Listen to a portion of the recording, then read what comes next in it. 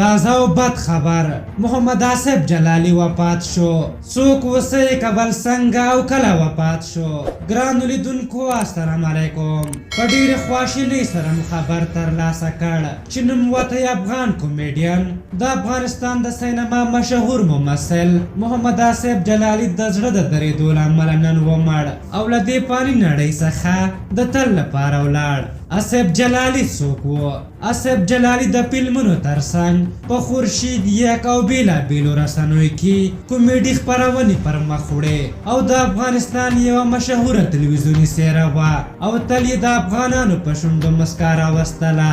په افغانستان کې دا شان خلک ډېر کم پیدا کیږي چې نور دې وخندوي، نو بناء د هغه مړینه یوه لویه ضایعه ده. زیاتره د جلالي په څېر ممثلین ژور غمونه لري خو تل نورو ته مسکا ورکوي. چارلي چاپلین به ویل چې ټول عمر مې نور خلک وخندول خو خپله مې ټول عمر وژړل. د محمد آصف جلالي په اړه هم ویل کېدل چې اقتصادي وضعیت او ژوند یې ښه نه دی خو د افغانانو لپاره تل په بېلابېلو وختونو کې داسې خپرونې پر مخ وړې چې خلک یې خوشحاله او خندولي دي. موږ د هغه په مړینې خواشیني یو. د محمد آصف جلالي روح دې ښاد وي او یاد دې تل پاتې وي. په هر حال تاسو د محمد آصف جلالي په هکله څه نظر لرئ؟ خپل نظرونه مو راته په کومنټ کې ولیکئ. تر بلې ویډیو مو په لوی او بخښونکي خدای سپارم. د الله په امان.